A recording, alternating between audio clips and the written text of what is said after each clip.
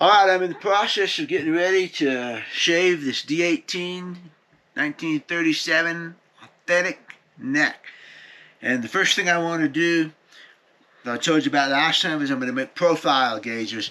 And this is the 44 double D18 that I have over there. I've got a set of 4 solder things sitting here that I already took. And what we're going to do now is just real quickly show you what it's like. How does it compare? How does the 37 compare to that one? Because that one has such a nice V-neck. So I'm going to take the solder, and this is it. This is this heavy-duty solder that I found. This is what it looks like. It's really super stiff solder. I bought it for this purpose. So what you do is come out here, and I like to put the neck out, extend it out over the table. So I'm doing the first, second, third fret, and there's the third fret, and then you just press it down on the neck. Like this. Let's bring the camera over. Like that. That's all you got to do. And then I like to see, you can see the straight, you can see the straight part right there where it comes out over the fingerboard. And so that's easy to see where the neck ends and the fingerboard starts. So, all right, let's take this one. I'm going to lift it off of here very carefully. Now, this is a 1 3/4 inch neck, and the 44 is a 1 11/16. So we're going to have a little bit of difference in the width. But what I'm going to do is take the solder from the 44, and I'm going to spread it open just a little bit. And again, I'm not really trying to get it exact. I'm just knowing that that's a pretty good model. So here, the third fret, and I'm going to lay this one over it. Oh yeah. You can see a lot of difference here. Get these two lined up. This is a little tricky to hold everything steady, but we're going to try. I'm going to make dashes. And you can definitely see the C-shape. And it's not even C-shaped back there at the beginning. But this should just give you an idea of what we're talking about. And this, I mean, this is small. I grant it. You know? So that's what we're looking about right there. And you can see this one has more shoulder on it. And what I want to know is, how much shoulder do I have to work with here? So how much am I going to be taking off to get the V? Let's go to the 5th fret. Let's just jump straight to the 7th fret, because I think that's where it gets really fat. I'm just mapping the 37 so I can see, like I said, how much shoulder do I have to take off on this. So here's your 3rd, your 5th, and here's your 7th fret. I'm going to open that up, chop it right there, bring it around, press it pretty firm. Looks good. This thick solder is pretty stiff, and you can pick it up and move it around and stuff. The thin solder you can't so much. So I'm going to set it over the 7th, and yeah, it's round. I mean, you can see the roundness here. Your hand is such a sensitive thing. Trust your hand, you know. If it feels different, it is different.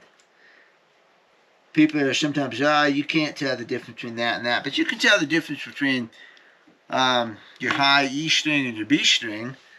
And that's 13 to 17.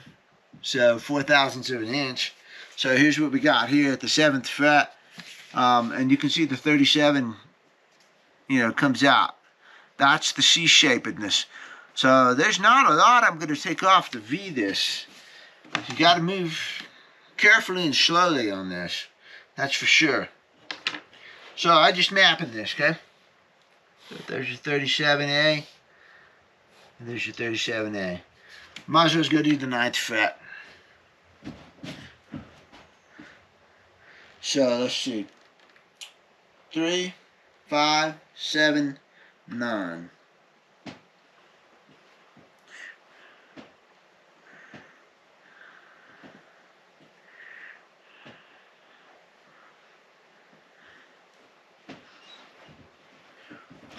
9th fret.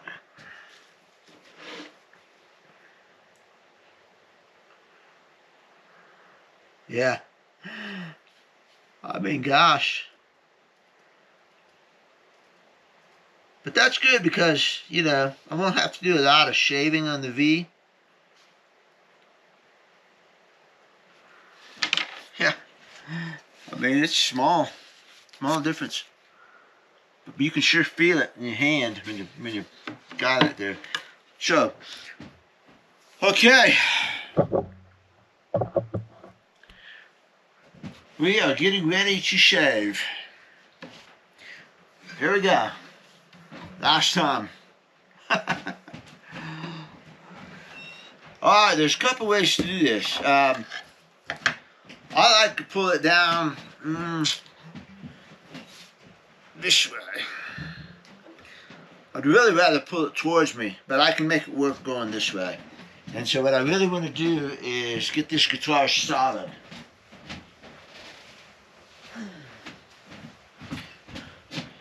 And it's rocking back and forth right now, so I'm going to get some sandbags.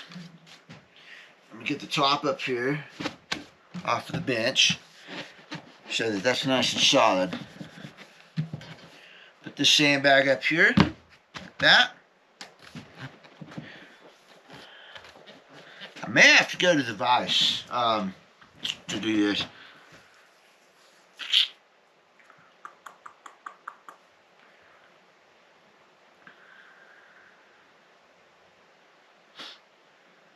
I'm thinking. A lot of times I've done this with the neck off of the guitar, and then it's easy to throw it in the vise and clamp it. But I'm going to do it with it on the guitar this time. So I think we'll be okay. Alright, now, before you start shaving, you need to come over here and look at your guitar neck. And find this line right here. And you can see this center line, and you can run it down to here. Alright, I like to actually mark that a little bit. Or we can't because we're going to scrape it off on this. But if you can mark it, it's a good deal. So you want to eyeball that and you want to get it lined up here. We're going to unfortunately be scraping that away. But what we want to do is as we're scraping it, we're going to keep an eye on this line right here and scrape towards it. Now we'll be able to shape this back up as we bring our sides together. You'll see what I mean. You'll see what I mean. I'll get a couple more tools here. I like to use these rasps. These are real fine rasps. I have a dragon rasp, which also works pretty good. You just don't want to take wood off really fast. I don't want to take wood off really fast. I want to take it pretty slow. Pretty slow. So I'm going to look over my chart again, and I'm just making sure I'm thinking here. So I'm going to leave the first fret alone.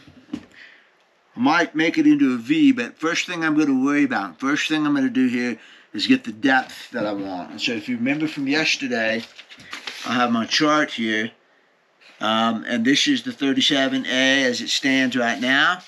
This is the 44. This is the 44. It's a little bit slimmer, and this is the 39 authentic. And I'm going to shoot for this area right here. The 37 and 39 are about the same thickness at the first fret. I'm happy with that. They're actually thicker than the 44, which is good. But I'm going to pretty much mimic this 39, except I'm going to get rid of this hump right here. So the measurements that I want are 960 at the 3rd fret, 100 at the 5th fret, 140 and 180. So I'm going up by 40 thousandths of an inch, which is what the line told me I needed, and I was just happy to see. Oh, that's an even taper, an even and consistent taper. So I'm not going to worry too much about the first fret right here. I'm going to start basically at the 3rd fret.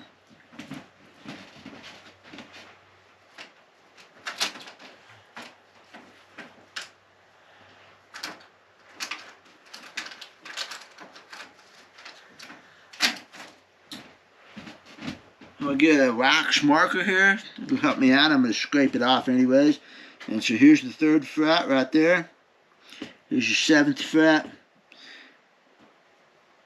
And I should be good after that. So I'm going to start my scraping basically. Now I'm using the 1st to the 3rd fret, but really what's going to happen is I've got to start here and scrape away. So I use a scraper and I use this. This is going to be more for shaping the sides because it's a nice straight line, so it's easy to get a V off of this thing. And so here we go. One more sandbag. I should have one more. Yes, I do. One more sandbag. I'm going to put this one under the neck. Like this.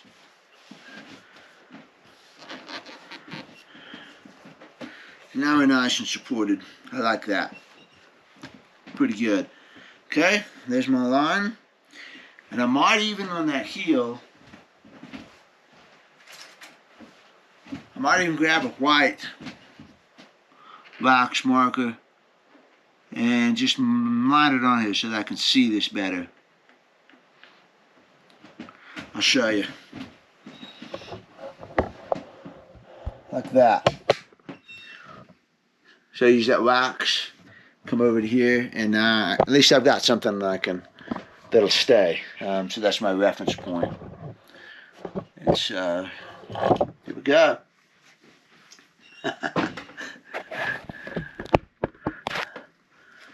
Yeah, you can see the neck. Okay, sensitive viewers should turn the camera off right now. Here we go. Let's mark the 2nd fret. 1st fret is right here. We don't want to touch that. So I'm going to start scraping from that mark, which is my 1st fret. Actually, my 1st fret. I don't really want to hit anything there, but I'm going to start going from here. So the first thing I'm going to do, this is it. I like to get my hands where I can see the shadow right here. Let's look at the shadow.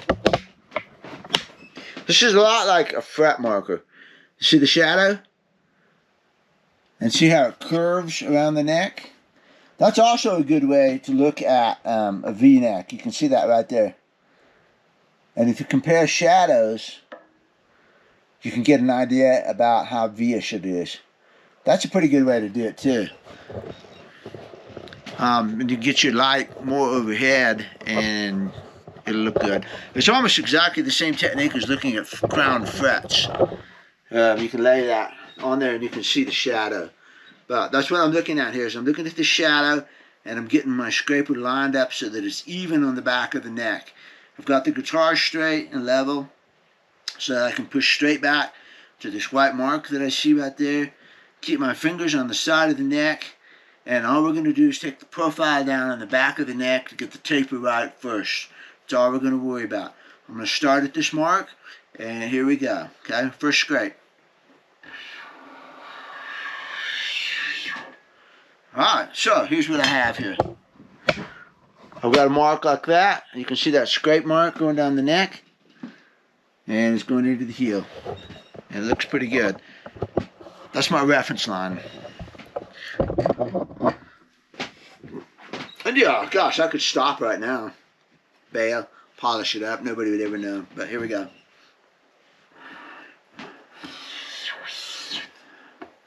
I like to scrape all the way here so that my scraper leaves this area. So if I scrape this way, I'm going to be scraping more and more and more into this area. But what I really want to do is take more wood off at the back. So as soon as I start here, the instant I move 1 centimeter, I'm gone. And the scraping is happening this direction. So pay attention to your direction.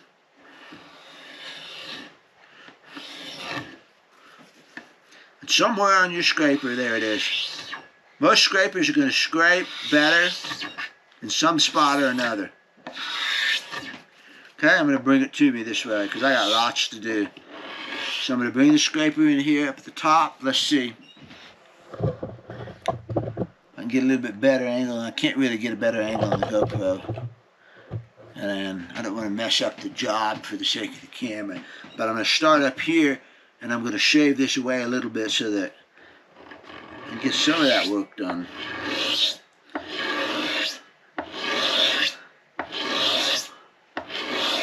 I'll bring you back over here in a minute and show you what's going on.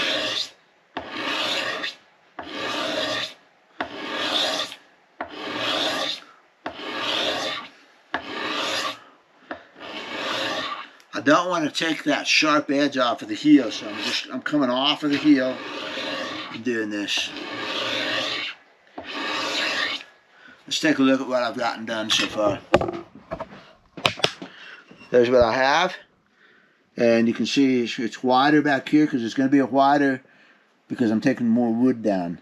And I barely even touch it right here, which is fine. I'm going to get it pretty close and then I'm going to start fine tuning it, you know. You're certainly not going to get your spec on the first shot. I'm not. So this works pretty good to take the bulk of it down, pulling to me, and then I'll pull away. And scraping really good this way too.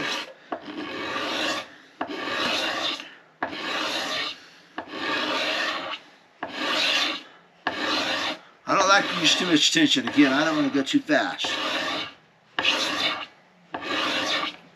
Okay, now I'm going to push.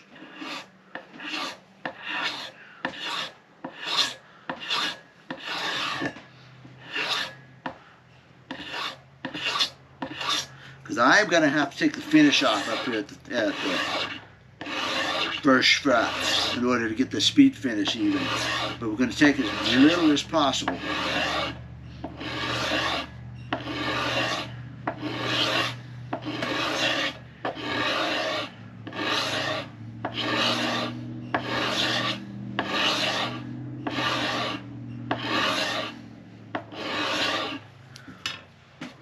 Alright, let's see how we're doing. I don't think we're getting even close, but... Oh, I got the camera plugged in so we don't lose battery power. So, we're pretty good right here. And what did I say? We were good at the 3rd fret. So, I'm going to go ahead and mark that. 1st, 2nd, 3rd fret. I'm going to go ahead and mark that. Okay, don't go past this point here. Okay, we'll leave that alone.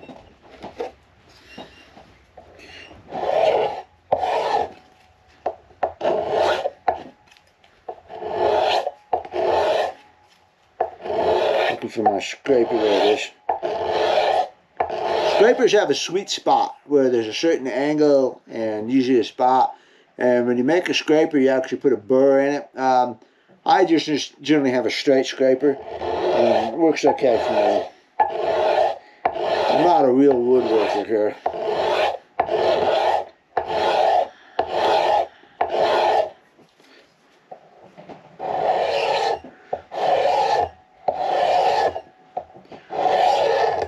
I like that. That's got a good scrape.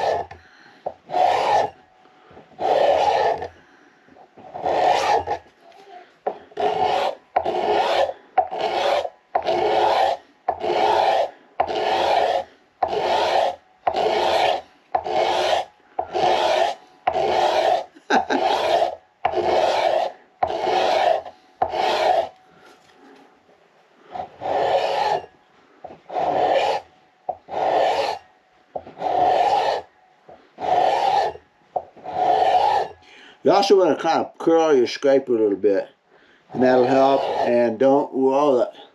Don't roll it. I was kind of doing that a minute ago until I caught myself. Push straight.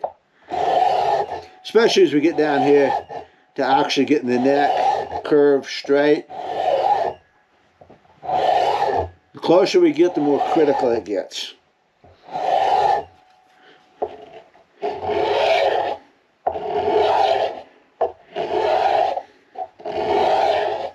Let's see how we're doing.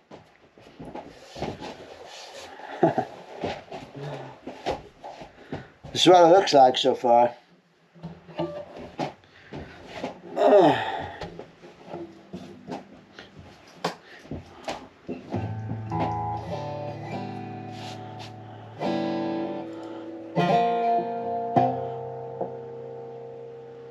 Whoa, 960, that's perfect. Okay, that's perfect. We did stay right away from that now.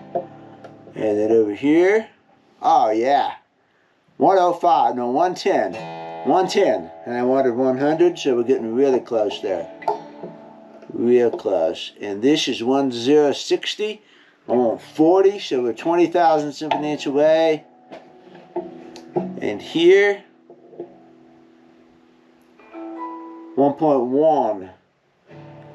So we got 30 thousandths of an inch. We are definitely getting there. Alright, so which one was, 5th fret was really super close, wasn't it? 5 thousandths of an inch. And that's good enough to probably stop right there. And I want 20. So we're going to pretty much work here. This is where our focus is. Now we're really focusing in on the heel. The really fat part back there. That's where, you know, we're bringing the taper down. So these are pretty good, and we're just working in this little area right here. And then what I would do is I would use a sanding block to go to level it, to make sure I'm level. It looks to me like I'm doing a pretty good job here leveling it. So, but.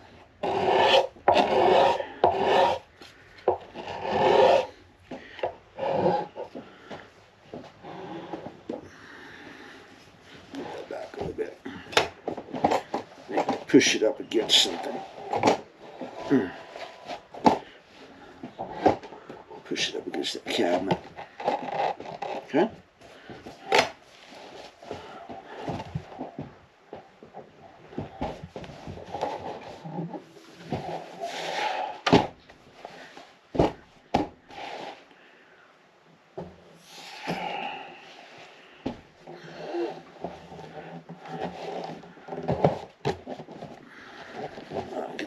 Steady.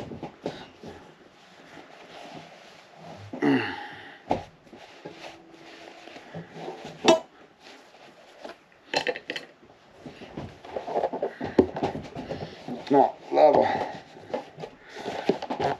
There we go. There we go. All right.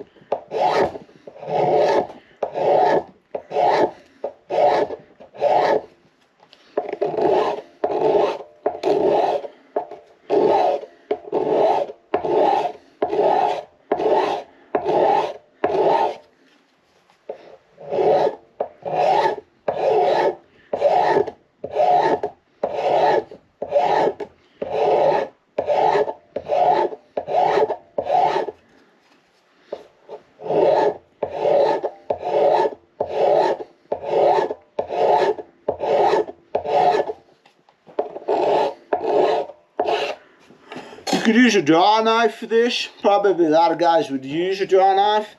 I don't have a draw knife. I don't use one enough to get comfortable with it. I'm pretty comfortable with the scraper. So that's the tool that I use. Use the tool that you're most comfortable with.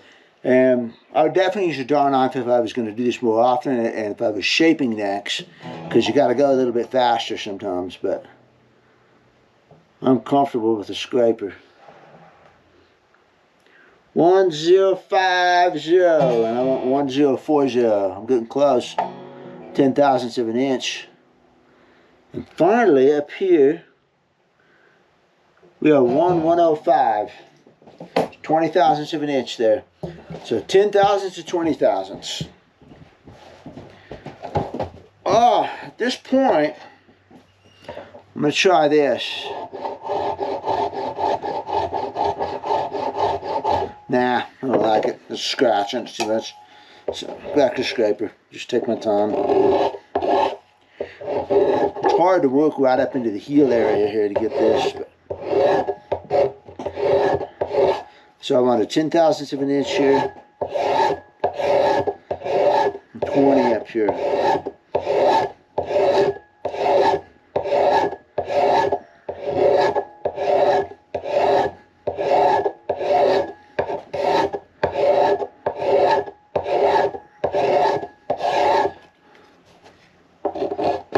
Smooth that off with the file.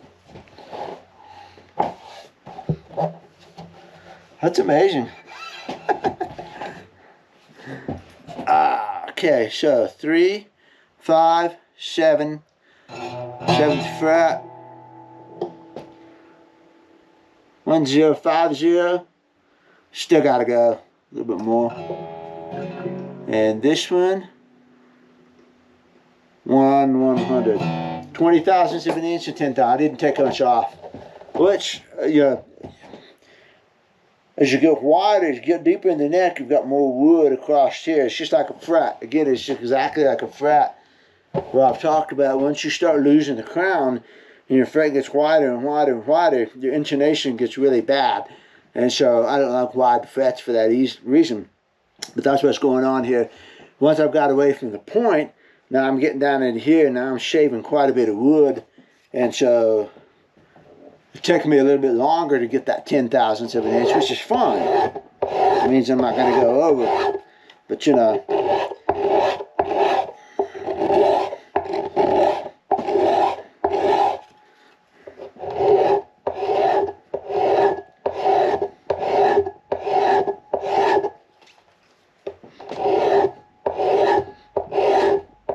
There we go.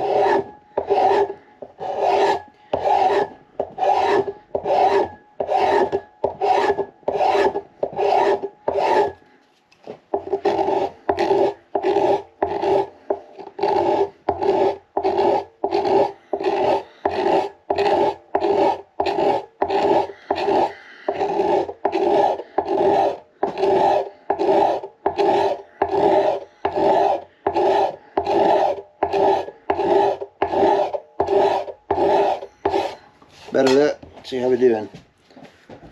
I felt like that was a good scrape. 7th fret, 1 0 5 0. And here, finally getting down through there. Yeah, it's going slow. 10 and 15 thousandths to go.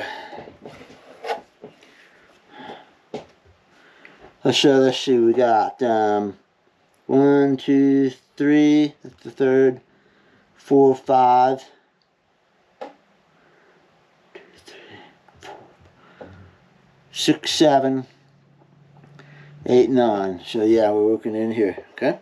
Just double checking.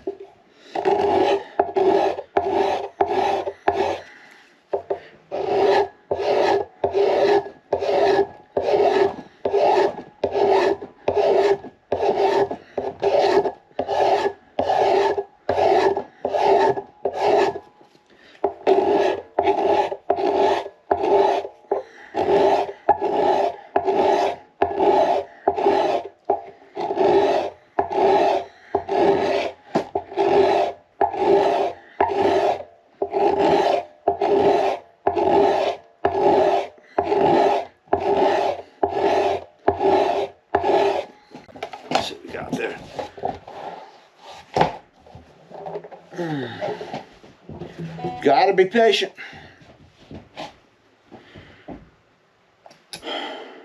Three, 5, 7.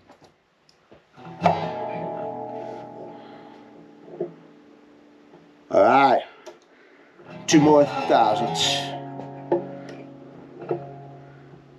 5 thousandths. Getting close, getting real close. Real close. A couple more.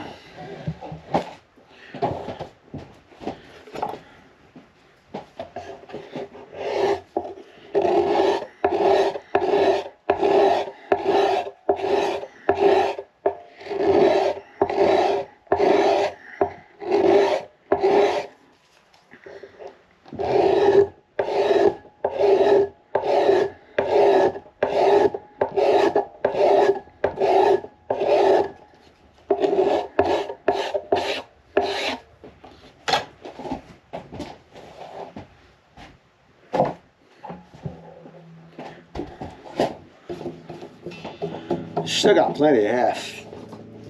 Still got plenty of meat to it. 40. Perfect.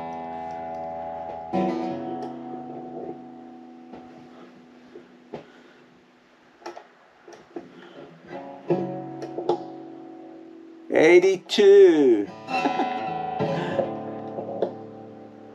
100. Perfect. 960. Perfect. 2/1000 of an inch to go up here at the heel, right at the 9th fret area. So that's right here. Just a little bit more, right there. Start back from it just a little.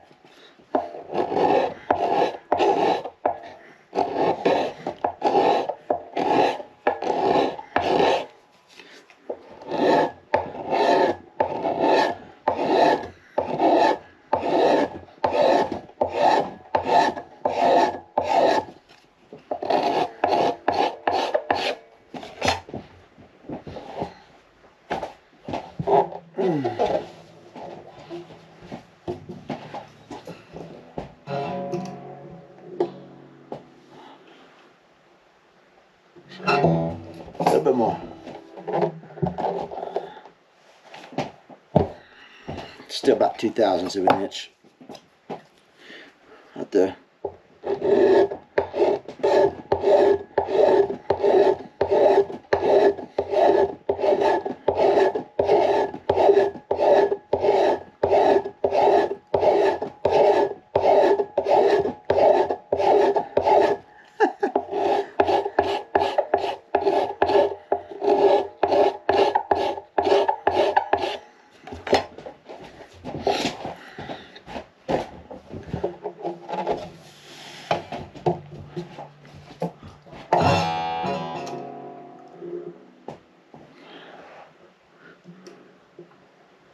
Boom! 80. Alright, so first fret is untouched.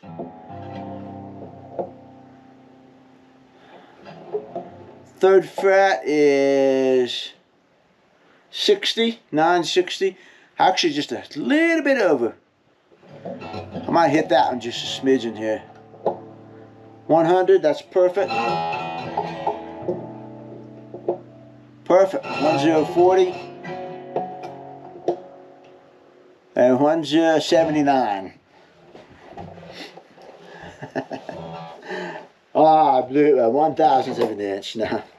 So I'm going to go just a hair more with that third fret right there, which is okay.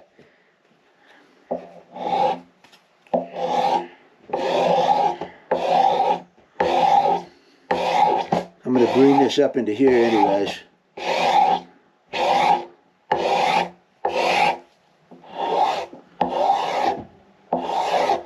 Like that. I bet you I got it.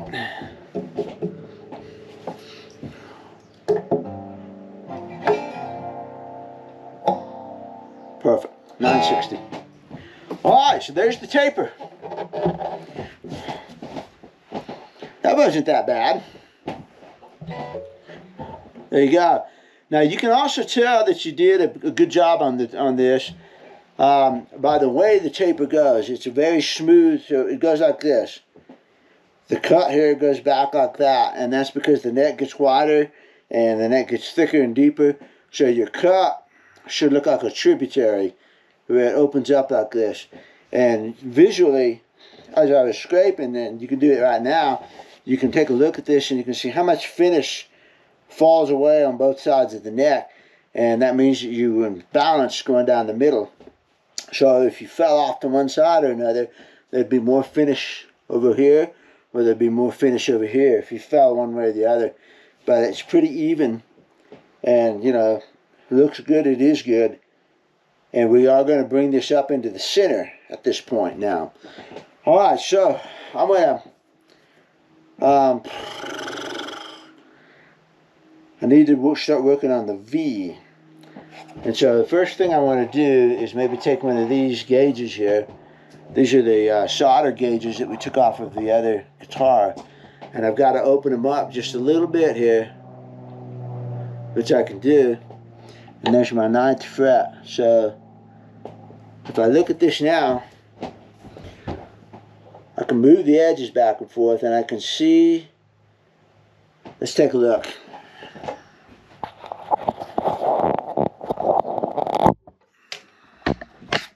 Let's take a GoPro down here.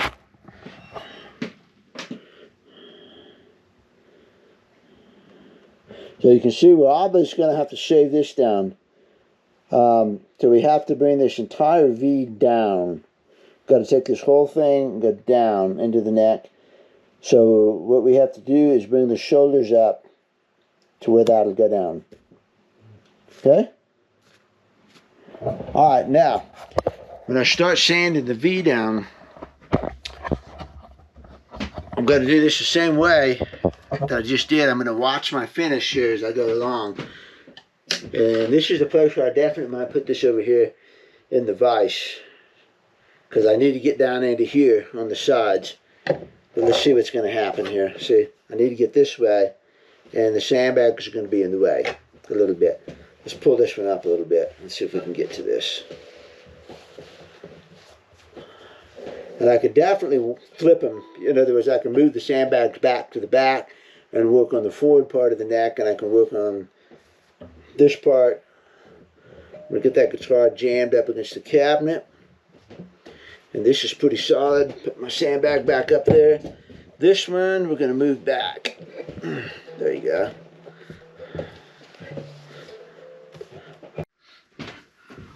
Oh, I turned the camera off for a minute. Get some work done. Here's what we got on the V so far. I've got the strip remaining right down the middle right here. And that's where I will curl it in so that it becomes a soft V and not a hard V. Your main V shape is going to be right here, which is a little bit down from the fingerboard on either side. There's still quite a bit of finish here on the fingerboard. I don't like to take the V straight to the fingerboard because that gives it that hard V feel, which you don't want. You want to curve it a little bit away from the fingerboard. So remember, this is a V neck here. And it sure doesn't look like it, you know, but you can see it comes out. It's got a little bit of curve, and the main V is right here. And then it still softens here. So it's a soft curve here, a V, and then a soft curve. And that's where the main C shape comes from, the 37, the former 37. It comes from this right here. That's where the V lives. It's out on that curve. Or out away from the fingerboard, rather. So I'm setting up my V right here, and I'm trying to get even strips of finish right here still remaining, and then scraping the sides. And I'm going to give it a test run here in a minute, as soon as I get a little bit more of this down. I know it's going to need to be cut in more up here in the fat part of the neck, so I'm already going to work towards that. I'm not going to cut out of the scraping because I got the guitar nice and steady finally. What we're going to do, scrape into here, take a lot of the shoulder off here.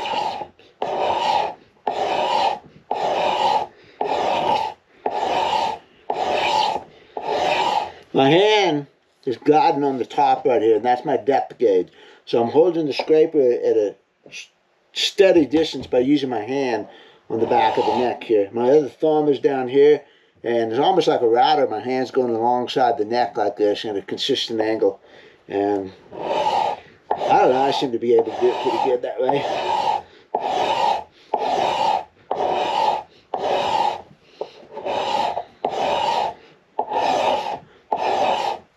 A little bit over here.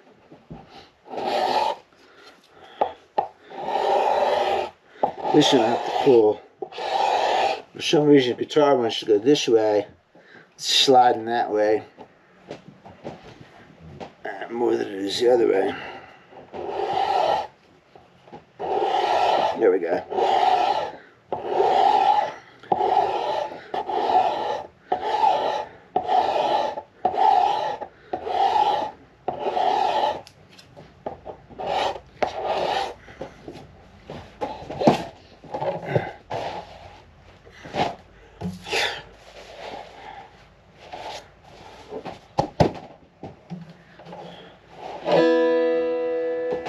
sliding them. I think it is easier to do this in a vise, and then your neck's not sliding all over the place. But I'm not ready to take this neck off yet, and so you can do it this way, as long as you get that down. You can put clamps down on the side of the bench too, which I might do if I don't get it steady here in a minute. I don't want it too clamped in because then I tend to put too much pressure on it. So you gotta use a delicate, light touch on this to not overdo it. And so having it sliding around kind of self-corrects me. There's a scraper. Oh yeah, that's the sweet spot. God, I should just mark that.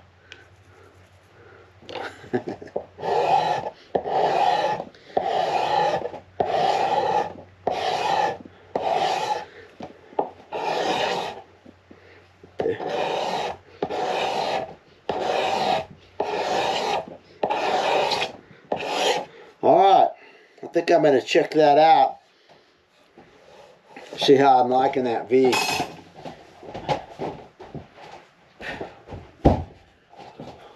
Let's bring the guitar up here so you can see what I'm talking about, the symmetricalness here. And you can see the symmetrical pattern that I'm cutting into here, to where this is all pretty well balanced out here. So I've got a little bit of finish left over here, which is about what I want, because that's where my curve is going to be. And then we're going to smooth this out. And I stopped at pretty much the same place right up here. I don't want to take anything away. Haven't taken anything away here. This doesn't count. There's just a little bit of finish. And so I think, you know, you can see the symmetricalness that I'm looking for when I'm doing the shaving. Let's see how it feels. Still a chunky neck. I mean, it's not a skinny neck, but yeah. It's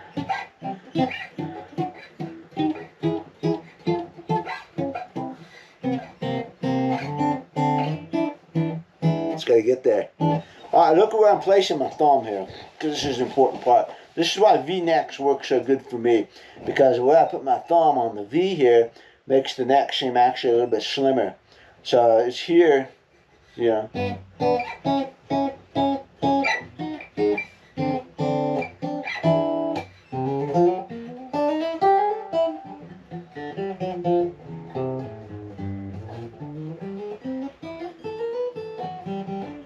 It also tends to give my thumb a platform, and that's something I've thought. When it's C-shaped, it falls off. It wants to go over the curve of the C. But when it's a nice V like this at my neck, my thumb has a nice solid platform right there. This is feeling really good. And it's definitely not too slim.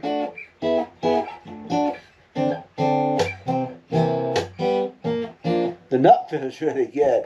You know, before it would always feel so skinny because this was so fat. And now the nut area up in here feels really good, because I didn't take much down.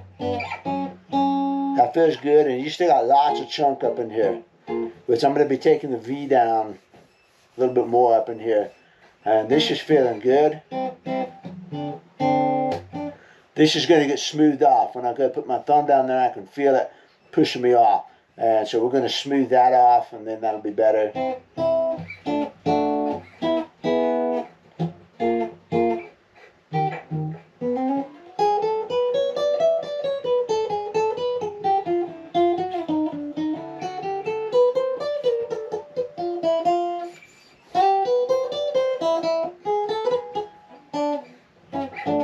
Yeah, I like it. It's getting there. Getting there. Big improvement. Definitely a big improvement. And I haven't ruined anything. If I stopped right now and just smoothed everything out, it would be already better. But it can be even better. We're not done. We're getting there. Alright, put the wash rag up there. That seemed to help. That. Patience. So, I do know that I want to take a little bit more off of the shoulders up here as I get up high on the neck. This part, 5th, 7th fret is really good. I'm going to probably just leave that alone. take a little bit up here and mark that to about right in here. About right up in there. And shave that up. Which there's a lot of curve up in there, so I know I'm going to be doing more shaving up in here. Yeah, where's my sweet spot on this thing? Here? There it is.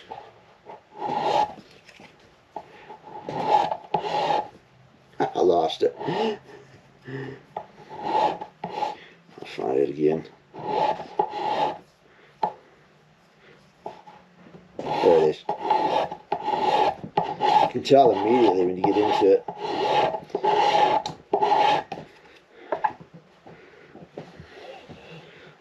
So I might probably have to go.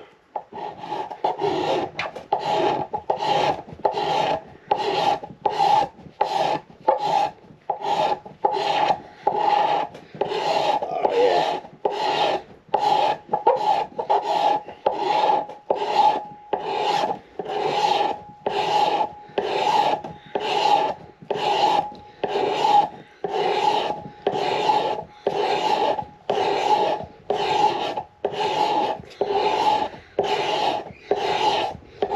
Okay. Flip over here.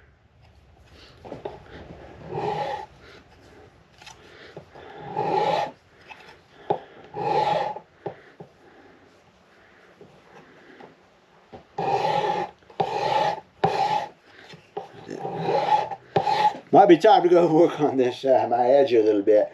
I should do that. I'll be back. The way to work a scraper is you just take a file and you file the edge off again.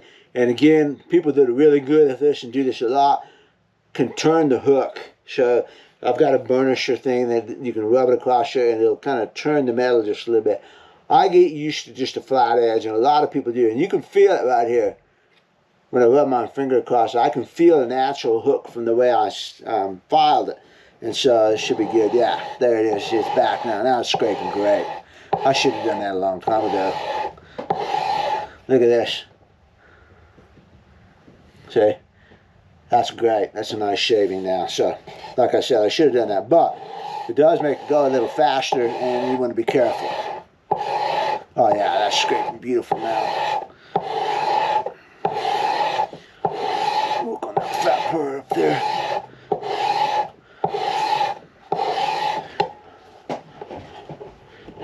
And I'm holding this scraper straight, so our V is actually straight across right now.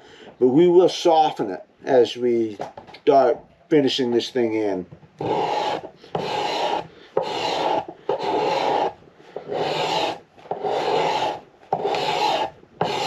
I'm just a big fan of V-necks, and the middle of the neck can be just as V-ish as you can get. It's only out on the edges and in the middle here that I like to have a little bit of curve. I don't want a sharp pointed neck. And I'm touching up in the heel area here a little bit. Now that I've got a real scraper.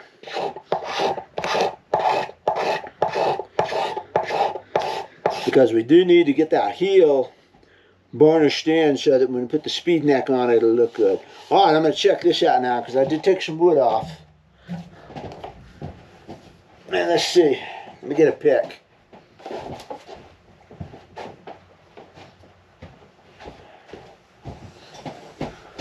Oh, this is one advantage of doing it with it on the guitars. You know, you can come over here, yeah.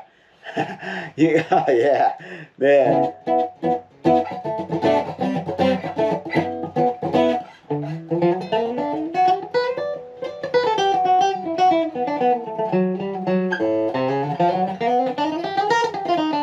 When I'm playing this, and I've got to get this out of the way, but when I'm playing it right now, and I come up into here, it's almost like my thumb fits into a pocket right here. It is so nice here.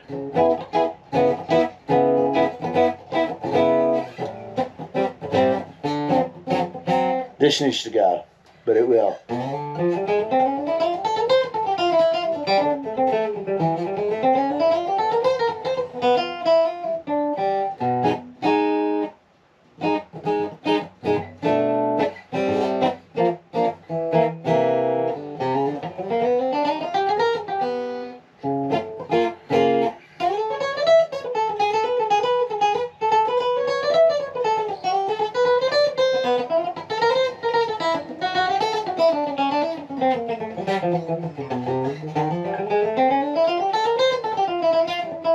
Good.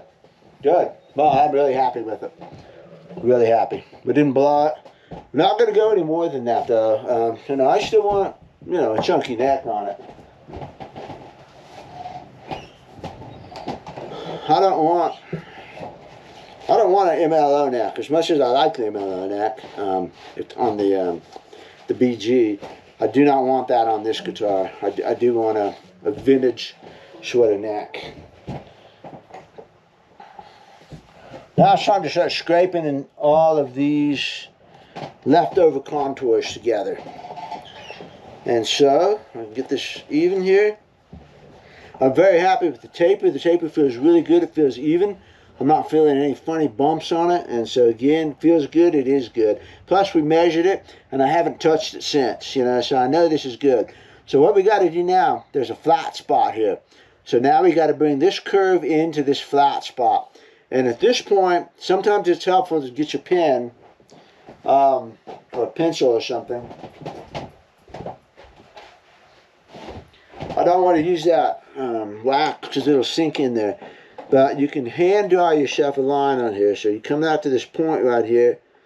And I'm just going to gauge my hand. I'm going to make a line.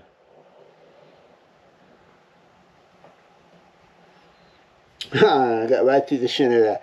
So there's my reference line. There's my center stripe reference line.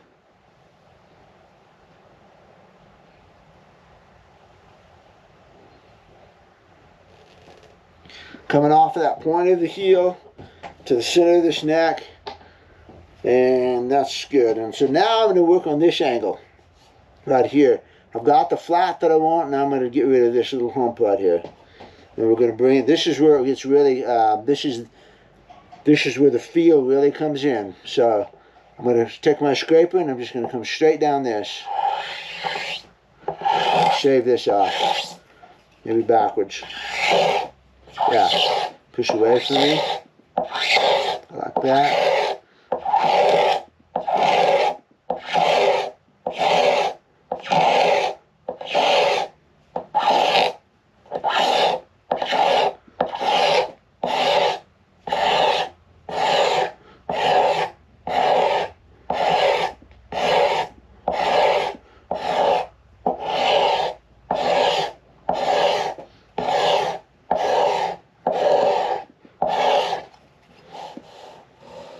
Feel that.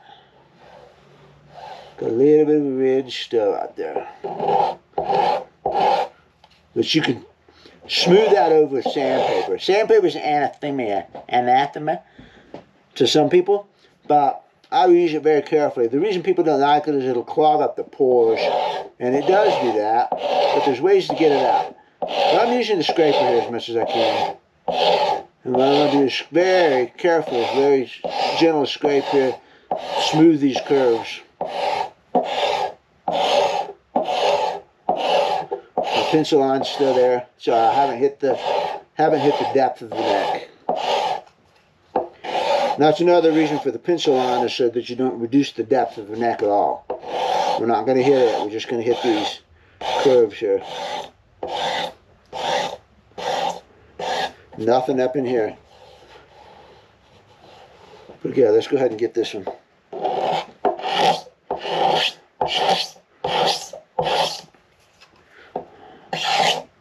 like the push stroke better.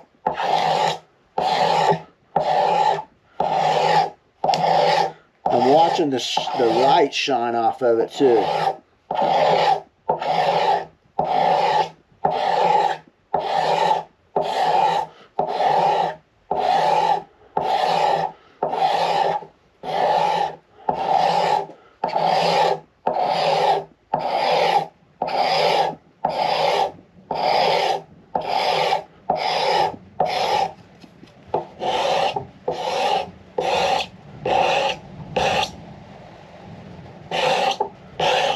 Thunder rolls.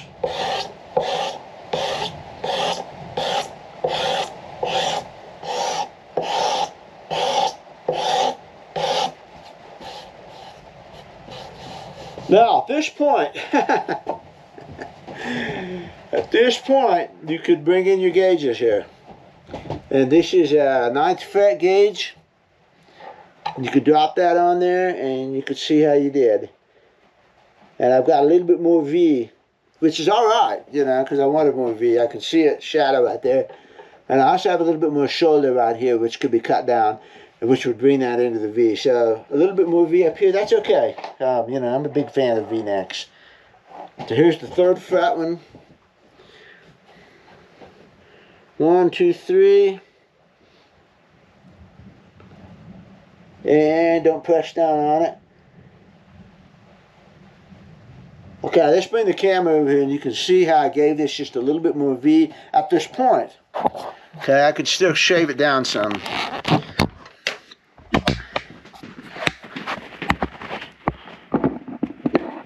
So you can see light up on top here, that's where a little bit flatter.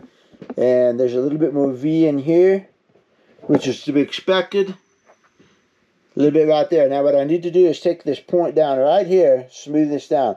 That's what I'm working on. And if I drop that point down, it's going to drop the center down a little bit more and everything's going to change. And I'm not done sanding around and the thing off either here. And I fully expected to give it, you know, a pretty pronounced V. Like I said, there might end up being a little bit more V on paper than it actually feels like. Because we're comparing it to the 44. You know, I can feel a little bit of a hump right here again. So I'm still sanding, I'm still working on the shoulder right here. The transition from the V to the crown. Still feel a little bit there. That's okay.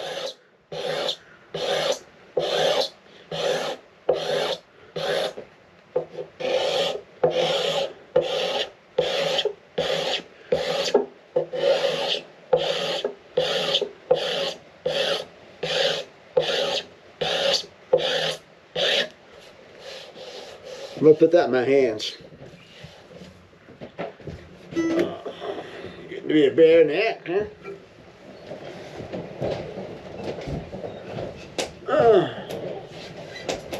Yeah, I don't feel it.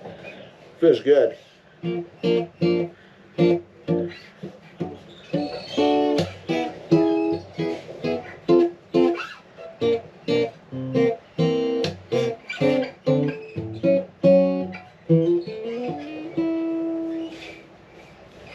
I can feel it right there. Flat spot. It feels like a flat spot when you don't have the transition down very good or completely down, but you know, we're getting it. This part right up in here feels great. I got a little bit more transition up here on the very, very high frets. I'm past the 9th fret, and I can feel it right there. It's a little bit of a flat spot, so we're going to keep working on that. Keep shaving that down.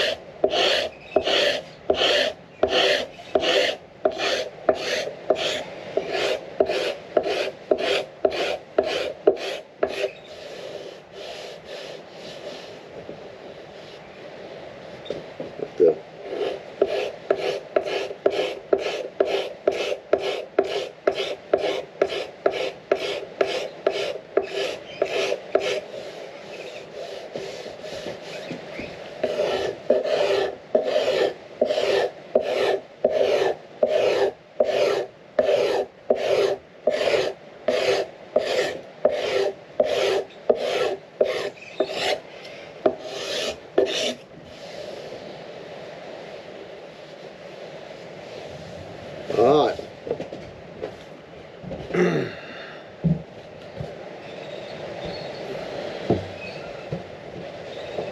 Now it's going to be time to do this transition from the edge to the fingerboard again. Bring the camera over here and show you. We've got to get this transition here. This is still the old finish, and it's not bad. It comes around. It's a nice little curve.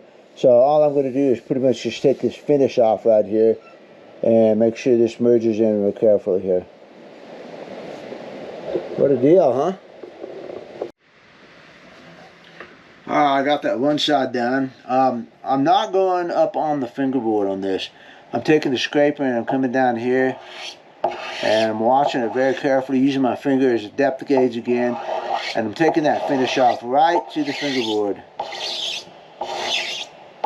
and no further. Just the finish, as little wood as I can right there.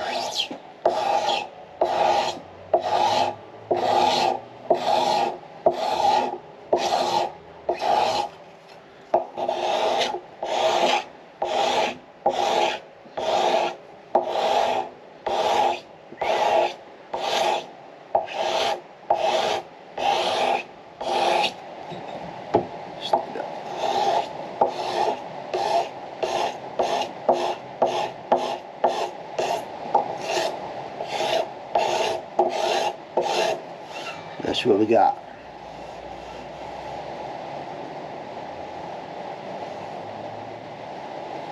Okay, very, very slight edge right there. Put that down.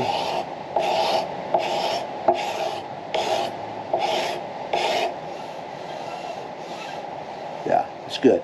Comes off and it's rounded. If I want to round it even more, this is where, you know, sandpaper is not a bad thing. I'm going to, you know, take the sandpaper and get that guitar wedged up there nice and solid and basically pull it in a circle like this. So that smooths it off. I might have to clamp this in the vise to do this. But this way I'm pulling this sandpaper like this, it makes a, automatically makes a little half circle deal. Just to smooth it.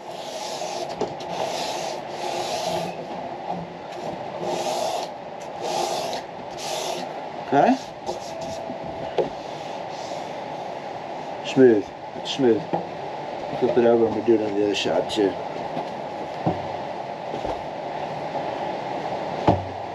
Storm's here.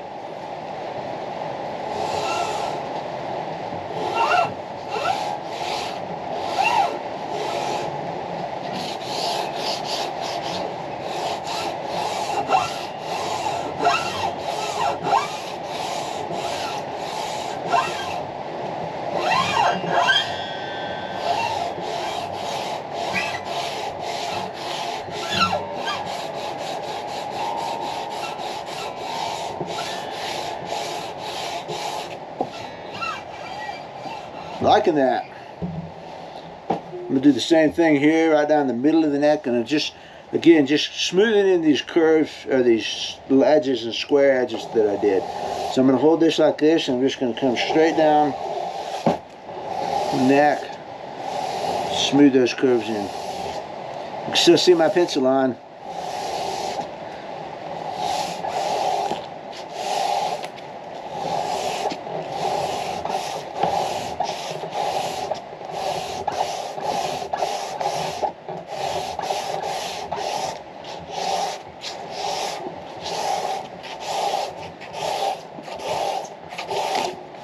Alright, let's see what that feels like. I better like it. Looks good.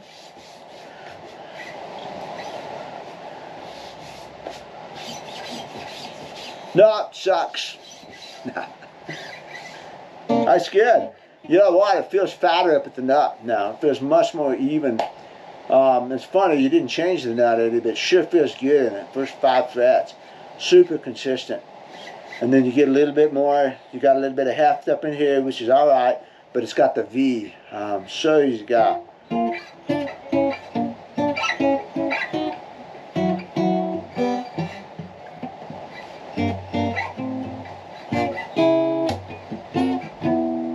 Feels really good. Feels really good.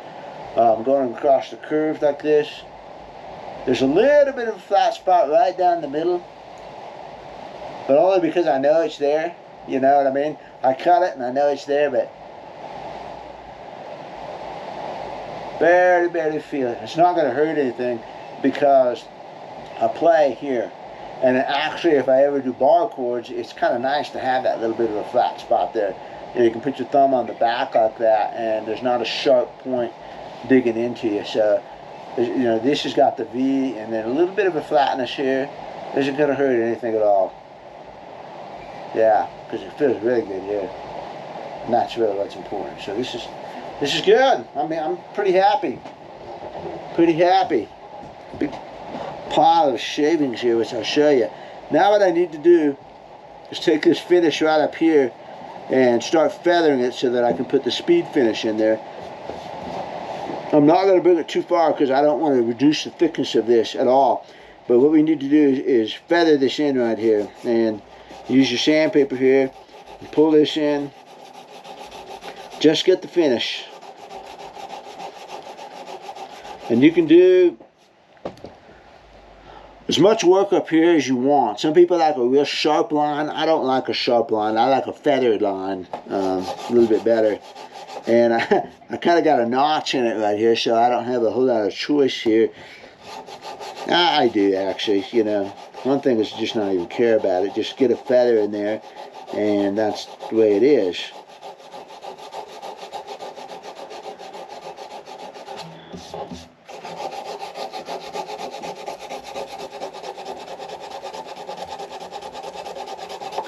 So I'm just sanding it carefully here, getting this finish off. You could also use your scraper to do this, but I don't want to take any wood off up here at all.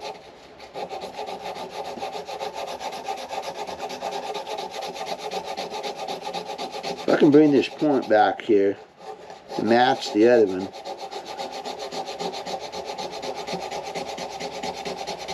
I'm pretty happy about that. Yeah, it's not bad. I'm leaving it rough because I'm going to put the finish over that. So see, I matched those points right there. So this one comes along, I should get rid of this right here. This little point. Get rid of that.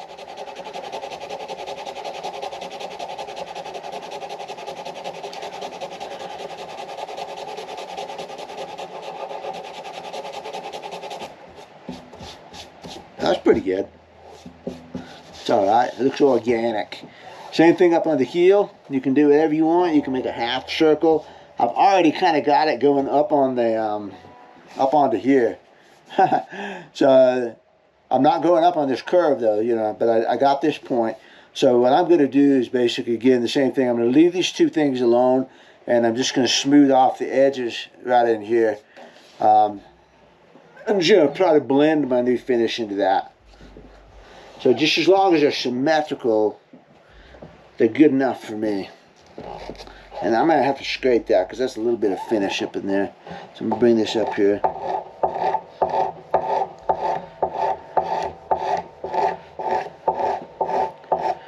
Yeah. I like it. A little bit right there.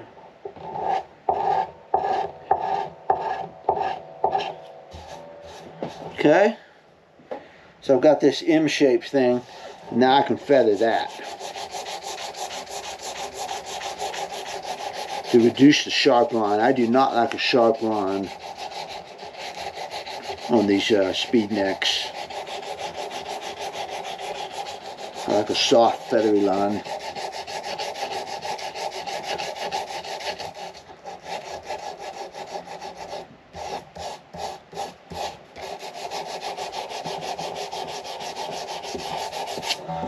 That. I got a little bit of a finish coming down the neck right there, so it's symmetrical. It looks good. Okay, at this point, it's a lot of work, huh? At this point, I'm going to clean this off a little bit, and then I'm going to start thinking about a finish on it. I'm not going to put much finish because I might want to come back and make some changes after I play, but it feels good to me. Yeah, I'm feeling it, and feels pretty symmetrical, smooth. I got rid of the harsh V, you know, I made the transitions in there, so there's still a good V in here, but the transitions merged into it. Really nice. Pretty nice. I'm pretty happy with that.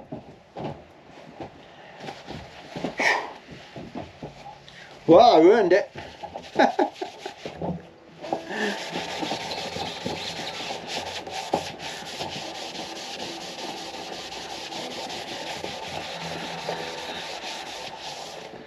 Alright. I'm going to get some dye. Alright, this is a little bit of dye that someone gave me a very long time ago, and this is actually from the Martin factory. I think Billy Bean gave this to me. And I'm going to put it on a paper towel, and God, I don't want to spill this, because this is it, man. I'm getting down. Oh, I got some. Just a little bit on paper towel, and we're just going to rub it. Put a little color in here. This is the best color mask I've found. Well, obviously, it's Martin, you know. And I'm not going to match the color exactly, but this has a brownish, it has the correct brownish red look to it that I have not been able to quite duplicate. I can use a brown stain that's pretty good, and I keep adding red to it, and I kind of get pushing it along that way, but color is such a funny thing.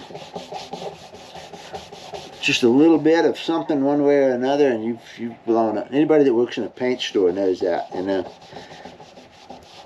Man, back in the days when you had to do it by hand, you could never get an exact color match.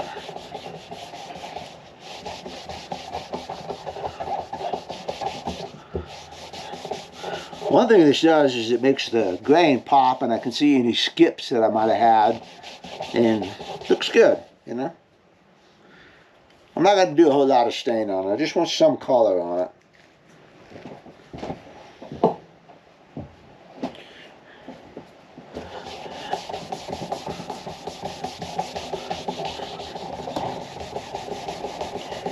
And yeah, blended in really good here. You see my fingerboard?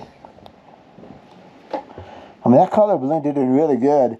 Well, it's Martin color. And then when I get a finish on there, I think you're going to be surprised at how well that actually does blend in. I mean, I think it's going to go good. It's going to look good.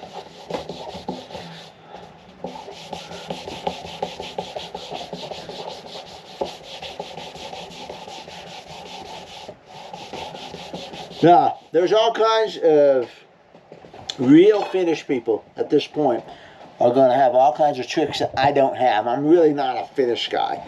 And they're going to wet the wood, they're going to raise the grain, they're going to knock it down, they're going to do all these things to bring the grain out. And I don't have the patience, the knowledge to do that. So I just, as long as it feels pretty smooth to me, I'm going to throw a finish down on it.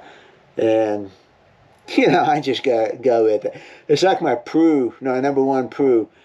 Mario and I miscommunicated on the neck specs, and he sent it to me, and I had it for probably 6 months, and the neck was way too big. I hated it. So we had talked about, well, he's going to send me a new neck and blah, blah, blah. And I said, why don't I just shave this one down? And then someday you can send me another neck, and we'll work it out, you know, later. So the night before I went to Winfield, first time I took that guitar to Winfield, I did this, went out there, and I didn't spend half as much time. I just scraped it down, because I was going to get a different neck, you know. And I just scraped it down. That feels good. Threw a little stain on it. Threw a shellac finish on it. And I mean, an hour and a half later, I was done. And I thought, well, when I get back from Winfield, I had a couple of skips, and, you know, I'll fix it when I get back. I got that neck so good. I have never touched it again. 2002 is when I did that. So here we are. What is this, 25 now? 23 years later, and I have not touched that neck. I got it so good the first time. It was amazing. Yeah, but I didn't have the pressure that I have with this one. This one, you know, I'm trying to, someday I'm going to resell this guitar, and I want the other guy to be happy with it and for it to look good. And plus, if anybody sends me necks to do this to, I need to practice getting it where it looks decent, you know. But on my Proulx, I don't care. It's just, man, it's so good. Anyway, the point is, I did spend an hour and a half between the whole time that I started on that thing. So you can feel the grain a little bit on this. It's a little bit rough. I'm going to let it dry while I check out my finishes over here and decide which one I like. Then after it's dried for a little while, we will get some my white buffing pad, and I'll go smooth it off before I actually do the finish. Alright, so here's my 3 lacquers that we looked at yesterday. Here's the Berlin's lacquer, the denatured alcohol, and here's the one with the Everclear. And the Everclear is still dissolving. So that tells me that the Beckel? I don't know, I've never heard it. That's doing a good job. I ran them both on here just real quick, and man, they both feel good. In fact, the Everclear soaked into the wood didn't give me much finish because it's still dissolving it. So I don't know, man. Maybe it used to be a higher alcohol. I thought it was like 90% or something. This is 75%, 151 proof. See, I thought it was higher than that, like 190 proof or something. And it's not doing a great job of dissolving this, so I don't think I'm going to use it. I'm going to use this one. When you do a French polish, again, you can be a real pro at this, or you can just slap it on like I'm doing. But there are some things. It's pretty forgiving stuff. You get yourself a little pad like this out of a cheesecloth, lint-free thing, and you just dip it in there. You get a little bit on there like that, and basically just pat it.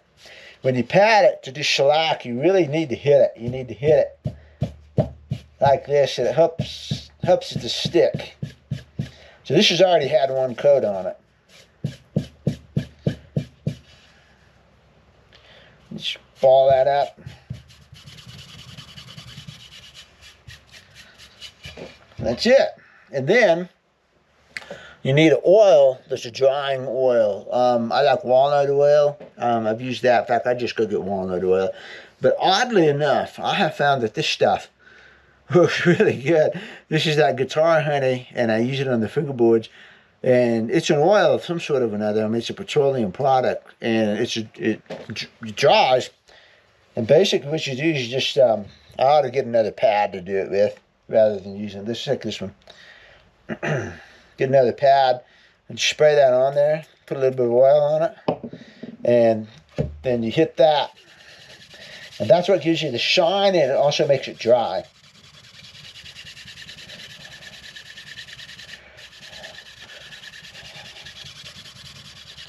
Just do the whole thing. Like that. So I'm definitely leaning towards that shellac. This stuff is pretty good. This, up on the first part of it, felt really good. It was pretty slick. I might use that. I'm probably going to use shellac just because I'm more comfortable with shellac. So this is already dry. You know, you can be playing this. And the cool thing about that is now I can throw a finish down and let it dry for 5 minutes, and I can go play the guitar, and I'm not going to get my oils into the wood to where they'll cause problems. But man, that's slick. I can't feel any difference here, but I do not like the Everclear. So that's just as well. So I like it. So I'm gonna go with the shellac. I'm really tempted to try this on something, but I don't want to try it on that D18. I'll try it on something else less important. I've got shellac on both Proulx and my main mandolin, so, you know, I'm comfortable with it and I know it. So let's go back over there. Everybody that's a real finished person is going to cringe at this point, but sorry about that. But what I do is I take a white Brillo pad. This is the smoothest one they have, and just take it like this and go cross grain on it, smooth it out. Not much pressure, you know, I'm just smoothing it out. Then this way, smooth. Feels smooth to me. And again, I just want to get a little bit of a finish on this so I can play it and see what I think about it. So get all my lint, everything off of that. Feels good. Looks decent. Alright, here's my shellac. And open it up without spilling it. Hopefully. You should have gloves, but my gloves are in the house. I'm not going to go get him. This one's going to be for oil. Here's my oil. Make sure that's on. And you basically just take this cheesecloth. I used to use Formby's hand rubbed polish, and it was a polyester polish, and Jim Granger told me about it, and he said you can't tell the difference between it and shellac, French polish. And I said, oh, come on, what's the old man know? So I got some when I tried it. It was awesome. And then they quit making it. Alright, so you get it damp, and I got too much on here, but I'm going to just stroke it out here, get it off my pad a little bit here. Now I've got some out. I can squeeze it out in the top here and squeeze out the excess. That was too much to start with. Alright, and again, you need to hit it. You need to hit shellac. So,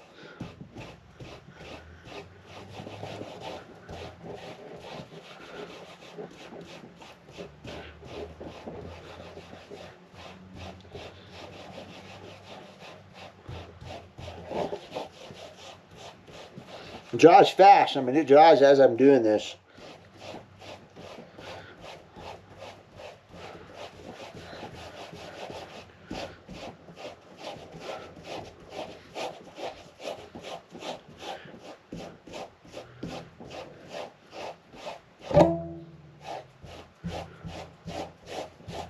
There's still plenty in the pad. Alright, now it's starting to stick just a little bit. So now you need a little bit of oil. Spray it in my lid right there. Dab it in, just get a little bit of oil. All of a sudden it's not sticking.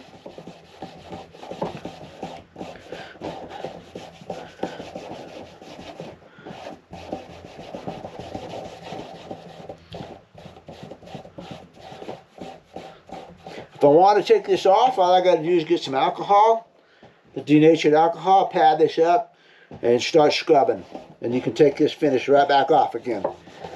Some people are like, oh, you spilled your beer on it. You know, if you, yeah, I don't drink. And I just think, if you're going to spill your beer on your guitar neck, you know, Danny Gatton didn't worry about it. I mean, he spilled beer all over that Telecaster neck when he was playing slide on it. But, and plus, it'll take quite a while. I mean, it won't just magically dissolve. And the alcohol content of beer is what, like 5% or 7% or whatever it is. It's going to take a lot of beer sitting on here for a long time to dissolve this. Alright, a little bit more oil. In fact, I'm just going to spray it straight on here. You can tell your pad starts getting hard when it gets that oil on it. And that's what it does to the lacquer. It dries the lacquer, makes it hard. The oil is key. I don't know what kind of oil that is, but it looks really good. Walnut oil looks great, but you have to keep fresh walnut oil or it goes rancid, and then it doesn't work. And so I do this so seldom that I just have trouble keeping fresh walnut oil. So, and that just works. I tried that one day. It worked really good. Okay, now, that's all I'm going to do for it right now until I play it for a while. After I play it, and after I've decided that whether or not I like it, then I will come back and every day, you know, put a coat of shellac onto it to have, you know, 10 or 12 coats built up on it. I don't want a thick finish, but I do want a, you know, a durable finish. So, I mean, it's already playable. It's already there. Another thing you can do is, since you know the oil dries it, you take it, rub it on your nose right there. I swear, if you just take your hand like that and get a little hand oil on it and rub it back and forth, like that, man, it makes a big difference on this neck. The heat helps too.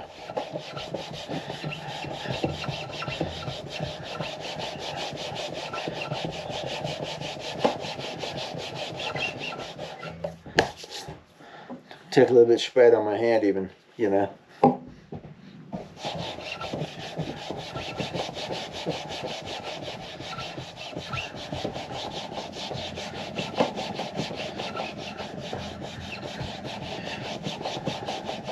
You know that's pretty good if I can move my hand back and forth like that on it. It's a little rough, I can feel the grain, but you know, I have two coats on this.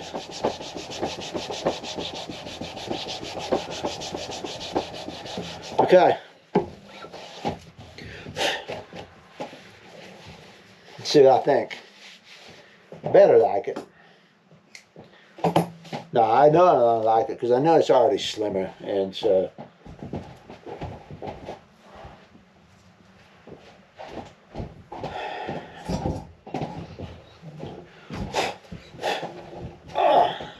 This is why it's hard to do it for anybody else, is because I don't know how picky they are, how lenient they are, you know. This is still a chunky neck. There's no question. I did not turn this into an MLO neck. This feels like a GE neck. It feels very much like a GE neck. Yeah. Feels good. Oh, that's so much better. The other is a dim, unpleasant memory. I picked this guitar up and I'm like, oh, that feels good. Immediately. Yeah.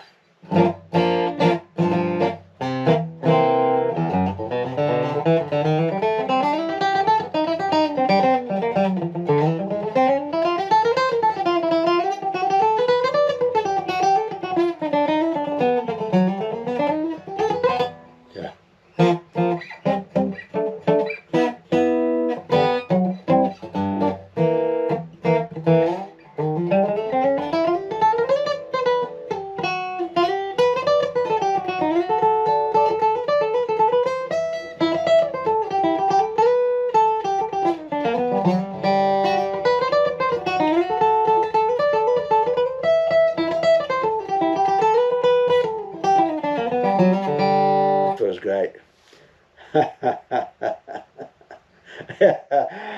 It's not a hard to be back up here because I didn't touch this. So it's still got that soft, it's got that rounded C shape, but it's all right in the first fret, you know. And once I get to the third fret, we start getting into the V that I cut in there. And, you know, that's where my finger is most of the time. My finger's rarely up here at the first fret. And when you come up into here, I've got, you know, it's like playing up here, you know. You're gonna do what you gotta do. But the third fret is key. And that third fret feels really good. And it's just getting better as you go up the neck. And so up in here, there's a lot of heft. I mean, like I said, the other neck is a dim, unpleasant memory. I can't even remember how it was. This feels like it should have been from the beginning. It feels like a marquee. Heft, but sure, yeah, it's comfortable.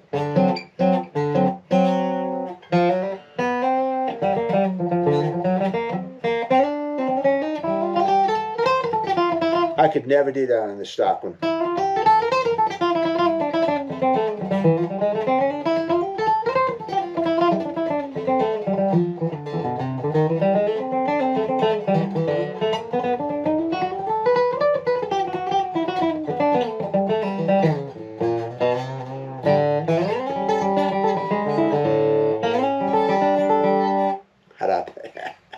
It's out of tune.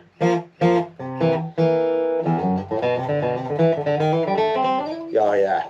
Man, I actually gotta go play the guitar now. It's just really good. That's a success story. I'm gonna let this dry a little bit more. I'm gonna throw a couple more coats of shellac on it. Probably can go ahead and do it now anyways, but there you go, man. That's the process of shaving the neck. You know, you want to be careful, don't blow it, because if you blow it a neck, then I mean, it's a major deal. So go slow, check your measurements, have a plan, have a plan. Have a plan, have your measurements on hand, take it slow. You saw how many times I checked it as I was going. You can strive for perfection, but you also need to say, well, it's good. Like, I could look at this and I say, well, it's not perfect, you know. There's still a little bit of a flat spot right here, but I got to really, really nitpick. And does it bother me when I'm playing? No. In fact, I think it's kind of nice because I think it makes it, like I said, it gives me a little bit of a flat spot there, which I can use to my advantage. So, but if you're unnecessarily picky where you had some sort of standard in your mind that didn't reflect your playing needs, you're going to be frustrated. And you need to just work on this and you get it where you like it and you go, that's pretty good. I like that. I mean, I can live with that. I could not live with it before. I just couldn't live with the stock neck. I can live with this. In fact, I can enjoy it. You know, and then the color match, I don't care about the color. And so that's the reason, part of the reason I'm really hesitant to do this for other people is because I'm just a practical guy. I mean, I want it right. I want certain goals to be very, very right. But then there's other goals that I just really don't care about. I just really don't care if the color match is perfect or anything like that. I mean, I don't care. I care about the feel of the neck, the shape of the neck, and I care that, number one, it makes you play better. That's the only thing that I really care about. So that I'm reluctant to work on these for people because people have, some people are picky about things that I'm not picky about. So.